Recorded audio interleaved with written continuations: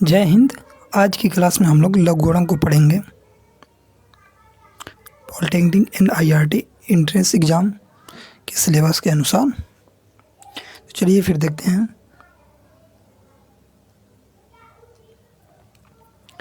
तो देखिए, लघुगणक का खोज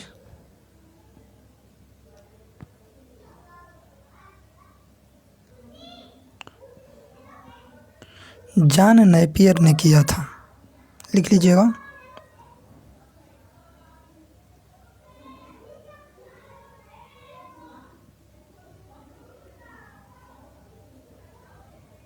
ओके।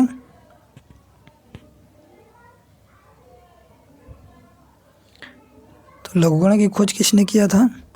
जॉन नेपियर ने। और उन्होंने आधार के रूप में, बेस के रूप में ई माना था। ठीक है,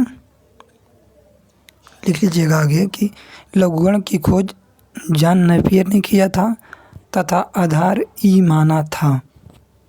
ठीक।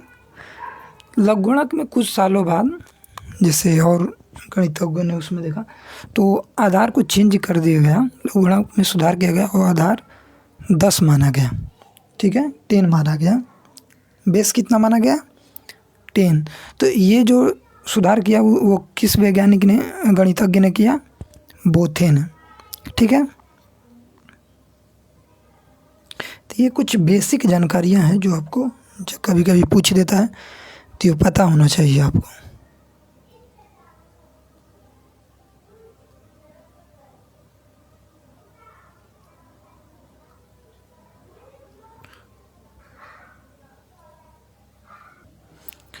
बोथे ने आधार 10 दिया। ठीक है,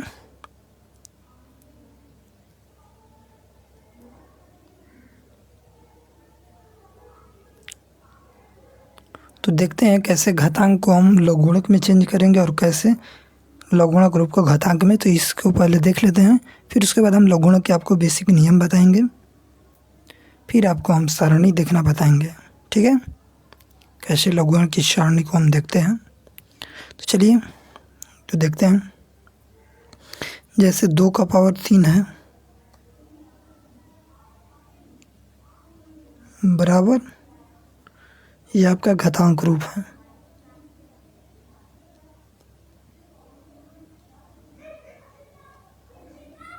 ठीक, अब इसको हमको लघुगणक रूप में लिखना है तो लिखेंगे लॉग।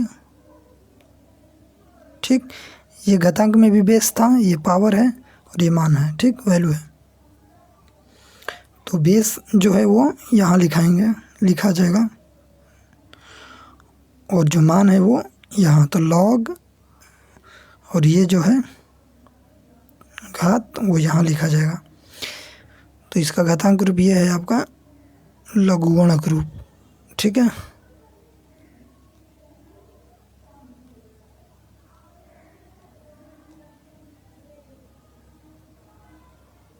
ठीक है। तो कैसे हमने लिखा लॉग, इसको पढ़ेंगे कैसे? लॉग 8 बेस 2 बराबर 3। 2 का पावर 3 बराबर 8 था, तो इसको कैसे लिखेंगे? बेस को तो नीचे लेकर चले जाएंगे, जो मान है उसको यहाँ लिखेंगे और इसको यहाँ लिखेंगे। और कुछ क्वेश्चन कर लेते हैं। जैसे देखिए,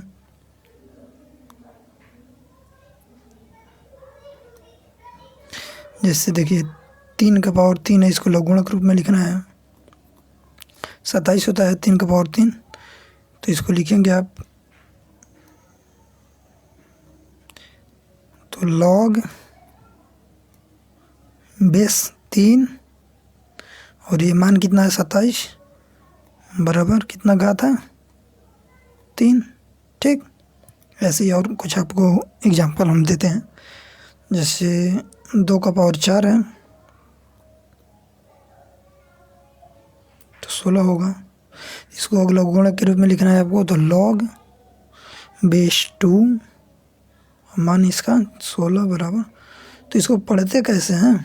लॉग 16 बेस 2 बराबर 4। लॉग 16 बेस 2 बराबर 4। ठीक, तो इसको यदि हम सूत्र के रूप में लिखना हो तो कैसे लिखेंगे?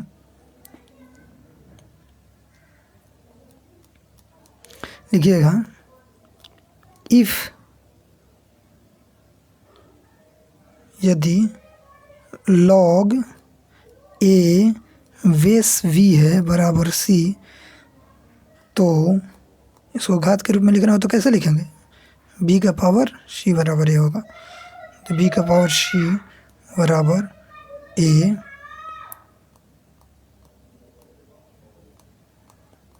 होगा। ठीक है,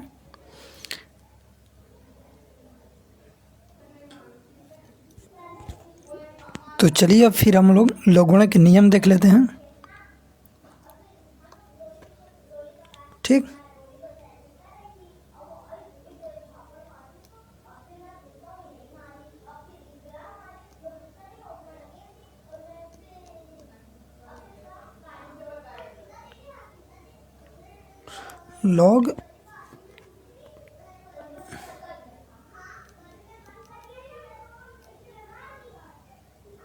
लॉगरिथम ऑफ रूल, लघुगणक के नियम। ठीक है, तो इसमें पहला लिखिएगा,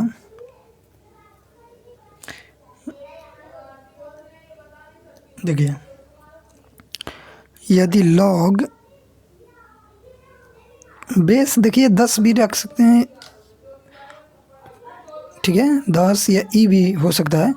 ये नहीं है कि मतलब ई को छोड़ दिया, कहीं कहीं ई भी लिखता है, कहीं कहीं 10 भी लिखता है।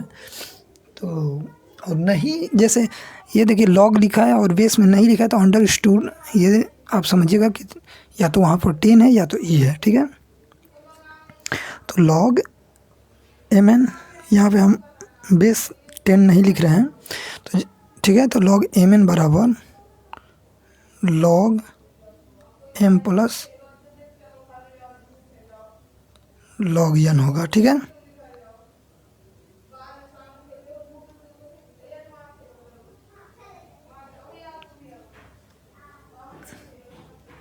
Plus log N. M into N का मतलब ये है कि कोई अचर पद है, जैसे गुणा करना है आपको लॉग। ठीक है, तो उनको यदि मान लीजिए लॉग 2 इंटू 3 है, तो इसको लिखना है तो log 2 प्लस log 3 लिख देंगे हम लोग। ठीक है, उदाहरण के हिसाब से सीखते हैं। जैसे एग्जाम्पल में देखिए log 6 है ना, इसको हम लिख सकते हैं कैसे, log 2 इंटू 3। तो जो सूत्र अभी हमने लिखा है उससे, तो log 2 प्लस log 3। ठीक है, तो यही लघुगणक का प्रयोग है। इसी प्रकार देखिएगा दूसरा सूत्र,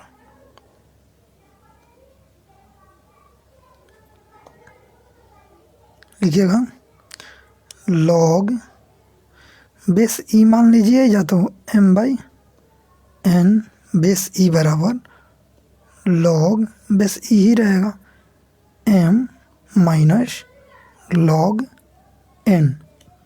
इसी प्रकार तीसरा लिख लीजिए log m का पावर n है और बेस e है।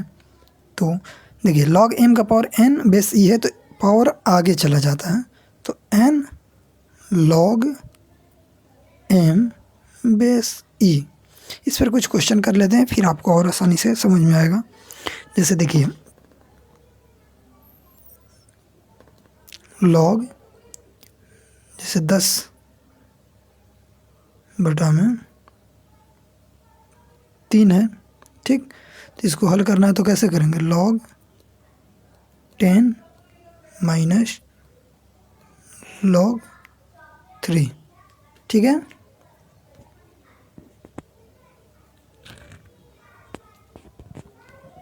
इसी प्रकार यदि log 2 का पावर 3 है, तो इसको क्या लिख सकते हैं हम, क्या बताएं, log m का पावर n था तो घात आगे चले जाएगा, तो 3 log 2। ठीक है, तो अगला सूत्र देखते हैं। जिस प्रकार घातांक में हमने आपको बताया था कि log a का पावर 0 बराबर 1 होता है, जैसे a का पावर 0 बराबर 1, इसी प्रकार इसको हम लघुगणक रूप में लिखेंगे तो कैसे लिखेंगे। मान लीजिए यहाँ पे तो हमने आधार ही माना था, तो e का पावर 0 बराबर वन, तो इसका लघुगणक रूप क्या होगा, तो इसको सूत्र में लिख लीजिएगा कि लॉग,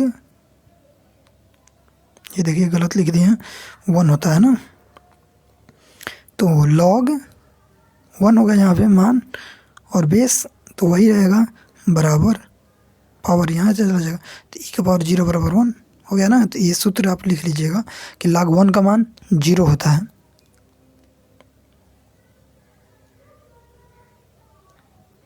अब आगे देखते हैं, 5वां सूत्र लिखिएगा। यदि मान लीजिए log a बेस b है, तो इसको यदि हम क्या लिख सकते हैं,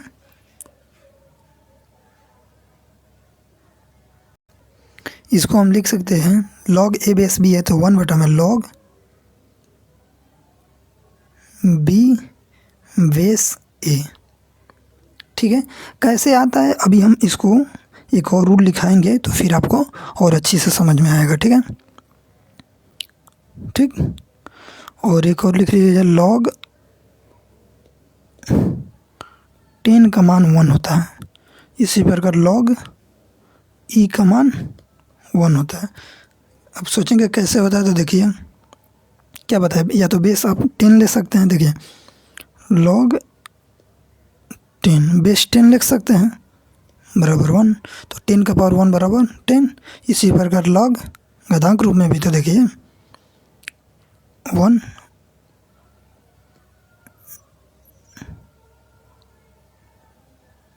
नहीं log e का पावर, log e का मान 1, तो e का पावर कैसे क्या लिखेंगे, e का पावर 1 बराबर e होगा ना।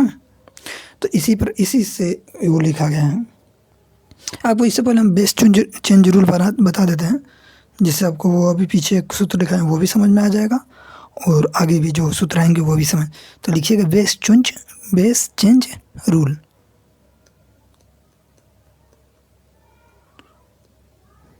बेस चेंज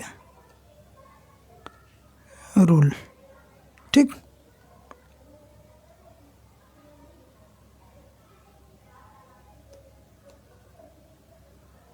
तो इसमें देखिए log a बेस b है, तो इसको हम लिख सकते हैं log a बटा में log b। इसको आप लिख लीजिएगा इम्पोर्टेंट करके, ये सूत्र समझिए कि लॉगरिथम का आप सवाल कर रहे हैं तो अधिकांश जगह ये सूत्र यूज होगा। तो log a बेस b बराबर log a बटा में log b। इसको आप समझिए कि बहुत बहुत इम्पोर्टेंट है। ठीक है, अभी एक पीछे हमने जो सूत्र लिखा है तो उसको देख लेते हैं, तो उसको हम बता देते हैं आपको कैसे वो होगा, उसी का यूज करके। देखिए इसको क्या लिख सकते हैं, log a बेस b को log a बटा में log b लिख सकते हैं। तो इसको देखिए, जैसे मान लीजिए हमको ऐसे फॉर्म में लाना है, तो 1 बटा में ये नीचे चला जाएगा, तो log b बटा log a होगा ना। तो 1 बटा, अब ये देखिए जो अभी बेस चेंज रूल लिखाए थे कि log a बेस b, अरे log a बेस b बराबर log a बटा में log b, तो इसी प्रकार हो गया। तो इसको लिख सकते हैं ना log b बेस a हो जाएगा। करिएगा आपको समझ में आएगा। ठीक है, तो आपने बेस चेंज रूल लिखिए, फिर और एक रूल लिखिए, जैसे log b है और घात बेस में घात दिया हो, जैसे a का power n, log b base a का पावर n बराबर 1 बाई, जो घात है वो बटा में हो जाएगा, तो 1 by n log b base a होगा। ठीक है, अब कहेंगे कैसे होगा, तो ये भी आपको हम दिखा देते हैं। बेस चेंज रूल का देखिए कितना महत्वपूर्ण है, तो ये सूत्र करके आप लिख लीजिएगा। ठीक है ना, कैसे होगा आपको ये दिखा देना है।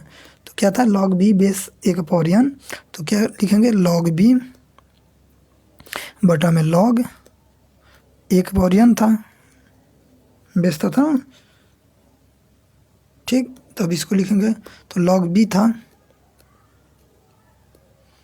और अभी उससे पहले हमने लिखा था ना कि लॉग ए का पावर n है तो n लॉग ए हो जाएगा, घातांक आगे चला जाता है तो n आगे चला जाएगा और लॉग ए तो हो गया ना 1/n लॉग बी और ए, बेस चेंज रूल से हो जाएगा। ठीक है, इसी प्रकार एक और इम्पोर्टेंट सूत्र लिखिएगा,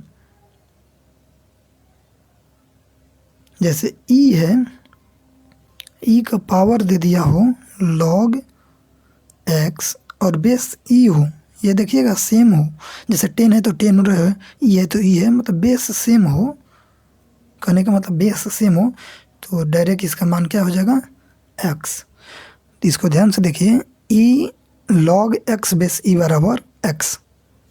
ठीक, मोस्ट इम्पोर्टेंट करके ये भी सूत्र लिख लीजिएगा। अब हम लघुगण के अस्तित्व के लिए देख लेते हैं क्या क्या जरूरी है। जैसे मान लीजिए लॉग एक्स बेस ए बराबर n के अस्तित्व के लिए क्या होना चाहिए, x का मान कभी भी 0 नहीं होना चाहिए, अर्थात 0 से बड़ा होना चाहिए। ठीक, और a बेस a भी 0 से बड़ा होना चाहिए, और a does not is equal to 1, a का मान 1 नहीं होना चाहिए, ये ध्यान दीजिएगा। ठीक है, तो लिख लीजिएगा लॉग एक्स बेस ए बराबर n, अस्तित्व के लिए x 0 से बड़ा होना चाहिए, a 0 से बड़ा होना चाहिए, a does not is equal to 1। अब हम लोग सारणी पढ़ना सीखेंगे, कैसे सारणी को देखते हैं। ठीक है, तो देखिए जैसे लॉग यहाँ पर आपको संख्या दिया रहेगा, उसको सारणी से देखकर आपको निकालना होगा। ठीक है ना, तो जब उस सारणी से क्या देखेंगे हम सब बताएंगे आपको। तो यहाँ पर पूर्णांश होता है, ठीक है, दशमलव, उसके बाद अपूर्णांश होता है। ठीक है, जो सारणी से, अपूर्णांश हमको सारणी से मिलेगा और पूर्णांश आपको हम लिखना बताएंगे। ठीक, तो कैसे देखिए, क्वेश्चन के हिसाब से समझेंगे तो और आपको आसानी होगा। ठीक, तो ध्यान दीजिएगा, दशमलव के इधर पूर्णांश हम लोग इस संख्या के हिसाब से पूर्णांश लिखेंगे। ठीक, और ये सारणी से मिलेगा हमको, और पूर्णांश हम संख्या के हिसाब से लिखेंगे। तो चलिए एग्जाम्पल हम लेते हैं, फिर आपको हम दिखाते हैं। जैसे लेते हैं लॉग 31.46 बेस 10 है। ठीक है ना, तो उसमें ना भी लिखेंगे तो कोई दिक्कत नहीं है। ठीक है ना, तो इसका मान आपको सारणी से कैसे देखेंगे, तो इसका देखिए, पहले हम आपको पूर्णांश लिखना बता दे रहे हैं, फिर सारणी। तो देखिए दशमलव के आप लिख लीजिएगा, या तो लिखना चाहेंगे तो नियम रूल, दशमलव की संख्या में दशमलव के बाईं ओर जितने अंक हैं उससे एक कम पूर्णांश होगा। तो कितने हैं दशमलव के बाईं ओर, 2, तो पूर्णांश कितना होगा 1। ठीक, फिर अब दशमलव लगा दीजिए। ठीक, अब हम सारणी में देखेंगे, तो सारणी का एक चार्ट होगा, शतक होगा लॉगरिथम का, उसमें लॉग 31 2 अंक का। ठीक है,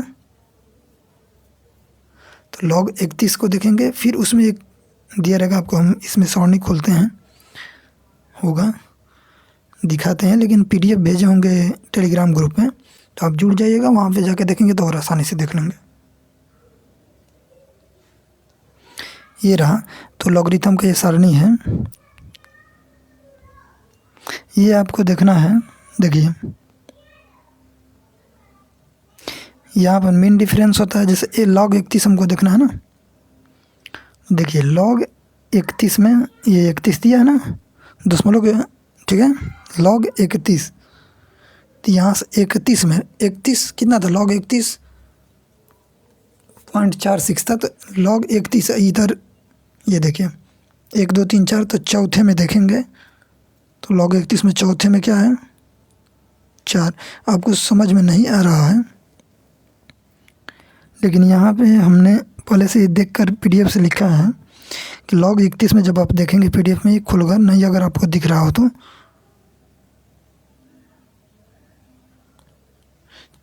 log 31 और चौथे में यहाँ पे तो आपको मिलेगा log 31 चौथे में क्या मिलेगा 49 ठीक। और इसमें देखिए ये मेन डिफरेंस है ना, तो इसमें भी तो 31 4 6 था ना, तो इसमें 6 देखेंगे, इसमें 6 में आप देखेंगे तो आपको मिलेगा 7, तो इसमें 7 जोड़ देंगे, क्या करेंगे 7 जोड़ देंगे तो कितना हो जाएगा 49 77 ठीक। तो ऐसे ही लघुगणक की सरणी को आपको देखना है, और तो एक हमने देख कर दिखा दिया, सरणी का यूज कीजिएगा और आप क्वेश्चन को कीजिएगा, हो जाएगा ठीक है। तो मेन इसमें दिक्कत होता है पूर्णांश लिखने में, तो पूर्णांश को और भी क्वेश्चन हम लेते हैं फिर आपको दिखाते हैं। तो देखिए जैसे मान लीजिए log वही वाला हम ले रहे हैं फिर से 3.146 है, तो हमको क्या देखना है पूर्णांश क्या लिखेंगे इसमें, दशमलव के बाईं तरफ कितने हैं 1, उससे कम लिखेंगे तो एक कम लिखेंगे तो 0 हो जाएगा 0. log कितना देखेंगे 2 अंक, तो 2 अंक में देखिए log 31 में जाकर हम चौथे स्थान पे देखेंगे तो 49 69 था, और उसमें मीन डिफरेंस में देखेंगे तो 6 में तो 8 था मान, तो जोड़ेंगे तो 49 77 ठीक। इसी प्रकार log मान लीजिए 314.6 है, सेम है, आपको बस पूर्णांश हम लिखना सिखा रहे हैं। तो दशमलव के बाईं तरफ कितना अंक है 3, तो पूर्णांश क्या होगा 2 दशमलव, और वही हो जाएगा सरणी से आप देखेंगे तो 31 में 4 6 ठीक है। और एक और पूर्णांश का रूप देखिए जिसमें जैसे मान लीजिए log 0.000 वही है 31.46, तब क्या होगा इसका मान, तो देखेंगे हम वही 31 4 और 6 का मेन डिफरेंस ठीक है। लेकिन अब हमको पूर्णांश लिखना है, तो देखिए दशमलव के बाईं तरफ एक भी स्थान नहीं है और एक भी अंक नहीं है, तो अब हम लोग देखेंगे कि दशमलव के बाद कितने जीरो हैं, उससे एक ज़्यादा पूर्णांश लिखते हैं। तो कितने जीरो हैं 4, तो 4 में 1 जोड़ दीजिए 5 पूर्णांश हो जाएगा, और वही देखेंगे तो 49 77 31 4 6 पे देखना है आपको ठीक है। बट जो ये पूर्णांश इधर से हम लिख रहे हैं ये ऋणात्मक होगा, बार इस पे लगा देंगे, मतलब ऋणात्मक, ये ऋणात्मक नहीं है, मतलब ये पूर्णांश सिर्फ ऋणात्मक है, ये ध्यान दीजिएगा ठीक है। इसका मतलब हम आपको समझा देते हैं, जैसे मान लीजिए log 4 49 77 ठीक। तो इसका मतलब है कि क्या है इसका मतलब,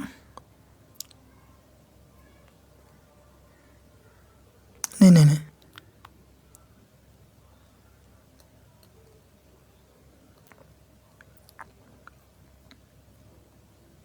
जैसे मान आया था ना, देखिए लिखते हैं फिर से, जैसे मैंने log 0.03146 का मान क्या होगा, पूर्णांश दशमलव के बाद कितने जीरो हैं 1, तो 2 पूर्णांश हो जाएगा, ऋणात्मक पूर्णांश होगा, और इसका मान देखेंगे सारणी में तो 49 77 ठीक। तो देखिए कैसे इसको आपको समझाने के लिए हम बता रहे हैं। तो देखिए जैसे -4.4836 है, तो इसका मतलब होता है कि ये भी ऋणात्मक और अंदर वाला भी -0.4836, लेकिन इसका मतलब अलग है ठीक है ना। इसका मतलब समझिए,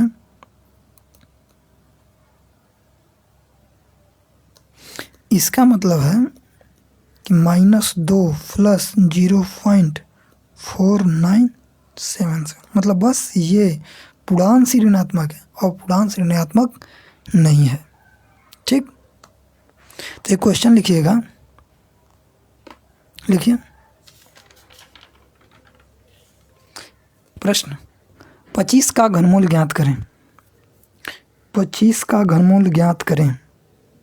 तो इसको हम लघुगणक की सहायता से बताएंगे और इसी में आपको एंटी लॉग कैसे देखा जाता है उसको भी बता देंगे। ठीक है, तो लिखिएगा। तो लेते हैं लेट यक्स बराबर हमको क्या मानना है, 25 का हमको घनमूल निकालना है। तो क्या लिख सकते हैं, एक्स बराबर माने हैं कि मतलब तो 25 का पावर 1/3 हो जाएगा। ठीक, अब दोनों तरफ हम लॉग लेते हैं, तो लॉग एक्स लॉग 25 पावर 1/3, तो क्या होगा, लॉग एक्स बराबर 1/3 आगे चला आएगा, घात था तो लॉग 25। अब हमको लॉग 25 का सारणी में जाकर देखेंगे, तो हमने पहले ही नोट करके रख लिया है। ठीक है, क्योंकि उतना टाइम नहीं है कि आपको दिखाए, फिर सारणी में आप जाकर देखेंगे तो जरूर मिलेगा। ठीक है, तो आपको करना क्या है, लॉग 25 जीरो में देखना है, जो होगा उसको लिख लेना है। ठीक है, तो देखिए इसका मान आपको होगा लॉग एक्स 1/3 और दशमलव के इधर 2 अंक है तो पूर्णांश कितना होगा 1, और सारणी में 25 का मान आप देखेंगे तो 39 होगा। ठीक है, सारणी से। ठीक है ना, हम डायरेक्ट लिख दिया। इसमें भाग देंगे आप 3 से, तो लॉग एक्स का मान कितना होगा 0.4659। तो हमको एक्स का मान निकालना है ना। तो अब हम जब लॉग का व्युत्क्रम करते हैं तो उसको एंटी लॉग करते हैं, प्रति लघुगणक कहते हैं। एंटी लॉग मतलब प्रति लघुगणक। जैसे हमको एक्स का मान निकालना है तो कैसे लिखेंगे, देखिए लॉग एक्स बराबर 0.4659 था, तो हमको एक्स का मान निकालना है तो लिखेंगे कि एंटी लॉग ऑफ 0.4659। ठीक, तो अब हम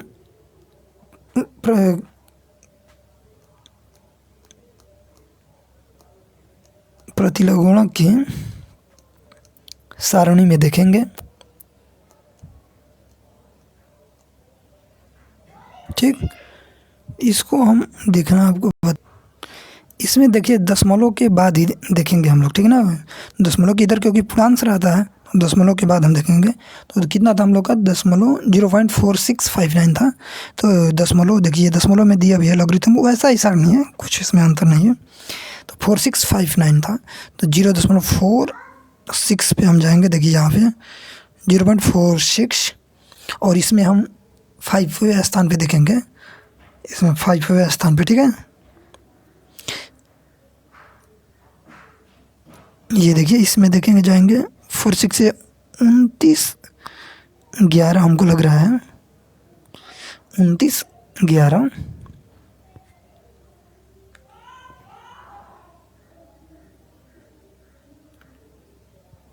ऐसा कुछ है, अब दिखाई तो नहीं दे रहा है,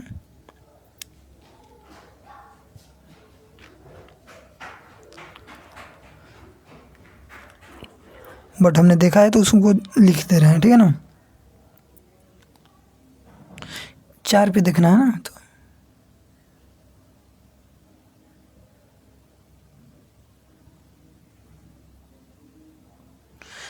समझ में नहीं आ रहा क्या लिखा है, बट हमने लिखा है तो वो आपको बता देते हैं।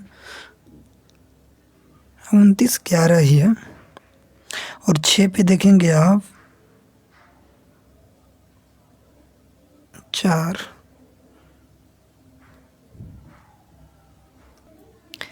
देखिए 29 पे 5वें पे देखना है हमको ना।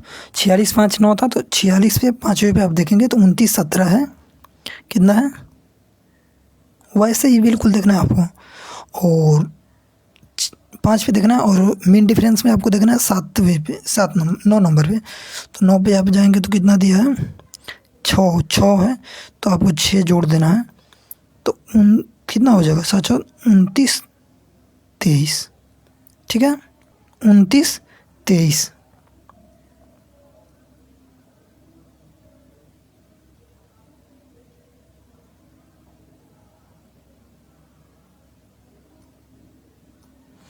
कितना मान आया था 29, 23।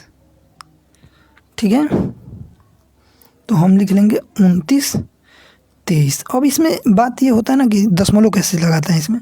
तो देखिए यहाँ पर ध्यान देते हैं कि दशमलव के बाद जो भी अंक है उससे एक, जो भी अंक है उसमें देखिए प्रति, उसमें एक जोड़कर, जैसे दाएं से बाएं की ओर, ये है दाएं